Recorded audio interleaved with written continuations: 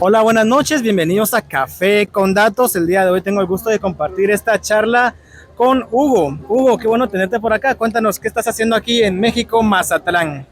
Gracias, gracias. Bueno, aquí en México estamos celebrando la PyCon Latam. Bueno, este es el último año que se celebra la PyCon Latam en México. Se van a ir a Costa Rica. Y bueno, tengo la fortuna de estar acá. Vine a dar una charla un poco de temas de datos, específicamente en temas de ETL, que se refiere como el pivote esencial para la inteligencia artificial y bueno, la importancia que hay, cuál es el descubrimiento que hice en la exploración de unos proyectos importantes que hice con Pexico en México y bueno, lo quise compartir con la comunidad. Ok, gracias. Muy interesante tu charla, por cierto. Tú en tu charla mencionabas algo de un científico de datos y también de un analista de datos o de un ingeniero en datos. ¿Nos podrías tal vez comentar un poco sobre esa diferencia? ¿En qué hace un científico de datos? ¿Qué no hace un científico de datos? Sí, sí, bueno, justamente está bien esa observación que hace. ¿Qué no hace un científico de datos? Es complejo en este momento porque, bueno, el tema de datos actualmente Harvard hizo que habló de que era la profesión más sexy de ser científico de datos, entonces Sí, todas las personas quieren ser científico de datos. sí. Sin embargo, hay una diferencia muy grande porque las empresas, a pesar de que buscan un unicornio y una persona que tenga todas las cualidades, hay diferencia. El científico de datos es una persona que se encarga específicamente, lo decía yo en la charla, hay una tríada, ¿no? El que hace la ciencia es precisamente el científico de datos, es decir, buscar responder preguntas un poquito más complejas, hacerse hipótesis complejas y poder llegar a responder preguntas complejas en el tema de los datos. El arquitecto de los datos, bueno, busca crear la infraestructura, darle el espacio a eso que básicamente es lo que se busca, donde pueda viajar el dato, donde en la plataforma indicada para que todo esto pueda ocurrir. El ingeniero de datos es la persona que hace ingeniería en el sentido de que descompone, descomprime, es la persona que maneja todos esos términos de la ingeniería para poder llegar a tener un dato de alta calidad. Es lo que, porque es una triada porque ambos se complementan, no puede haber arquitecto sin ingeniero de datos, no puede haber ingeniero de datos sin un data science, no puede haber un data science sin un ingeniero de datos, entonces por eso para mí es una triada, porque todo se complementa. Y hay que marcar diferencia, hay que buscar en los trabajos hacer la diferencia, concentrarse en las habilidades que realmente Uh-huh. requiere un científico, un analista o un ingeniero para que el mundo entienda que realmente no somos magos, no tenemos todas las capacidades, sino que nos concentramos en ciertas cosas. Al día de hoy, ¿crees que haya una fuerte demanda de científicos de datos o de toda esta parte de personal que administra datos y que trabaja con datos? ¿Cómo ves el panorama?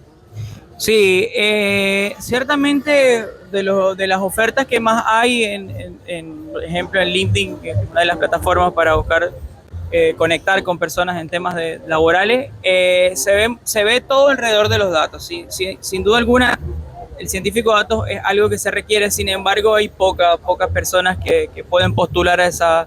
Entonces se han bajado un poco analistas, han evolucionado ese tipo de ofertas y ya no lo llaman tan data science, sino lo empiezan a llamar de otra manera y buscan la manera de dirigiendo. Tú lo ves porque cuando tú haces el análisis del requerimiento que tienen en la plataforma, te das cuenta de que no es como un analista de datos simple, Claro. no es un ingeniero, sino son cualidades que buscan de un científico de datos. Y los salarios también son complejos de pagar a veces, entonces las empresas están tratando de buscar la manera de construir sus equipos de datos, pero con diversidad de talento. ¿Y por qué se dice que a veces el científico de datos es como un unicornio? Se dice que el científico de datos es como un unicornio porque como el unicornio no No existe, existe. entonces el científico de datos realmente así como lo ven y con todas las cualidades y con todo lo que le piden y que sepa de todo, básicamente es como que si no existe, ¿no? Una persona que tenga tanto conocimiento, quizás se acerquen a algunos, pero hay mucha distinción realmente y yo creería que por eso lo vemos como unicornio, porque a veces le sobreexigen el conocimiento de muchas cosas que no necesariamente las debería saber un científico.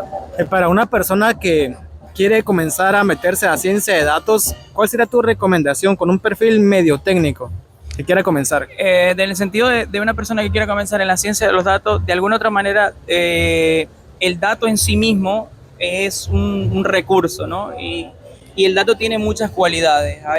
La manera que yo recomendaría de comenzar es empezar a manipular volúmenes de información, tomar ejemplos en internet donde puedas tener un CSV o cualquier formato donde contenga muchos datos y poder empezar a manipular esos datos. ¿En qué sentido? En el sentido de incluso, no sé, si tiene un campo A en un campo B, bueno, suma el campo A y campo B y ver qué te da. Y empiezas a manipular de alguna otra manera los datos y ya luego empiezas a darte cuenta qué herramientas necesitas para poder hacer que la manipulación de esos datos sea mejor, y ahí empiezas a investigar. Puedes conseguir librerías para ciencia de datos, librerías para análisis de datos, plataformas recomendadas en la comunidad, pero lo importante es que siempre estés en contacto con los datos, siempre tengas la capacidad de manipular datos, de mover datos y de consumirlos de cualquier plataforma, porque es la intención y es lo que se pide en un perfil, que tenga la cualidad y la capacidad de explorar sobre los datos y manipularlos de una manera adecuada.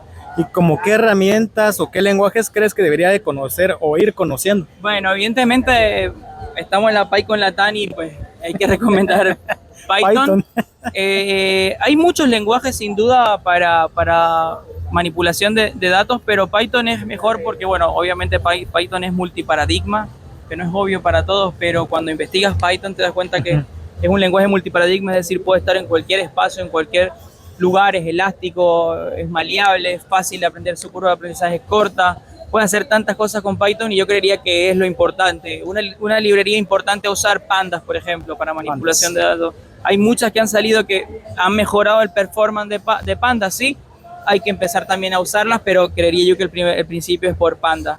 Y sin duda aprender Python. Las personas que entran en datos yo les recomiendo que se preocupen por ser buenos programadores. Hay que usar, cuando usas un lenguaje de programación, obviamente es de programación, entonces ahí hay que empezar a trabajar principios básicos de información, patrones de diseño. Yo les recomiendo que usen libros como Clean Code de Mr. Bob. Es una persona que ha escrito muchos libros, Clean Architect, y la intención es aprender a programar de una manera óptima, de una manera adecuada, limpia, y creería que eso es algo importante porque no lo veo en los perfiles que postulan o que entran o que están en equipos de data. Suelen ser personas que vienen de una carrera a lo mejor de estadística, etcétera, etcétera, y no vienen con ese fortalecimiento de programación, y yo creería que hay que ponerle mucho cuidado a la programación, a cómo estructuras una función, a cómo usas el lenguaje para la ciencia de los datos o cualquier rama de los datos. Es importante hacerlo de manera limpia porque esto va a un proyecto que se va a poner en producción y bueno, van a suceder muchas cosas si esto no cumple con los estándares fundamentales de la programación. Qué interesante. Además, recordando un poco la parte de tu charla, tú decías que ya el petróleo ya no son los datos. ¿Podrías comentarnos un poquito más de eso? Bueno, ese fue un aprendizaje que tuve con la comunidad de MongoDB. Hay una manera muy tradicional de ver los datos, ¿no? De acceder a los datos incluso en una base de datos. Entonces, ¿qué pasa? Los esquemas y documentos de base de datos o colecciones de datos, precisamente esta área de Mongo o de las bases de datos no SQL, hay muchas, Dynamo, hay muchas bases de datos no SQL. La intención es la velocidad, agilizar la manera de poder conectar datos unos entre otros, la manera de disponibilizar los datos.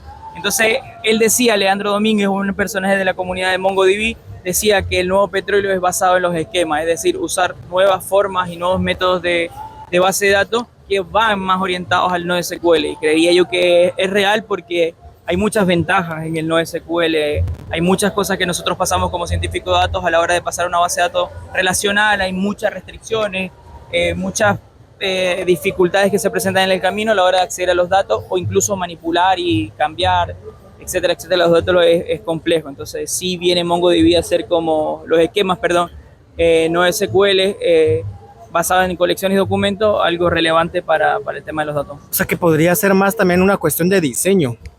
Sí, sin duda es el diseño, la estructura y la manera que se ha estructurado las bases de datos. Obviamente hay algo que tiene mucha relación con la manera común de ver una base de datos, el modelo entidad-relación, y bueno, todos lo vemos así, pero a la hora de cambiar ese esquema, como tú lo dices, y romper con ese formato viejo, o que también es usado, obviamente no estamos diciendo que no van a usar SQL, pero este cambio es renovador y le otorga mucho a las bases de datos o a los esquemas actuales de base de datos, le aporta mucho a la parte de data.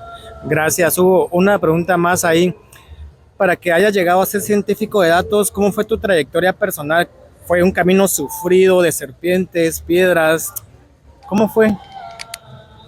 Sí, bueno, realmente Yo soy de Venezuela, nací en el estado Mérida, en Venezuela, y bueno, Venezuela sabemos la dificultad, sin duda alguna para mí fue muy dificultoso, pero creo que todas las personas a nivel mundial, indistintamente en el lugar donde estén, que incluso en el África, que es tan complejo la vida, hay acceso a los libros. Claro. Y bueno, para mí fueron los libros mis aliados, para mí fue la lectura, sí, y poder conseguir libros de cualquier cosa, obviamente la tecnología, claro que sí fue por ahí. Yo dije, no, voy a empezar a pescar, entré en el mundo de Linux y no la sufrí tanto porque en los libros está el secreto. O sea, antes hay mucha gente que dice, no, pero si no tengo una conexión a internet no puedo, no, pero si no tengo un buen computador no puedo. Yo no tuve computador por mucho tiempo, conseguía computadores de otras personas que me lo prestaban y hacía lo que tenía que hacer, vendía los programas, iba reuniendo dinero, conseguía más libros, gente que tenía libros increíbles que nunca había leído y bueno, se los pedía,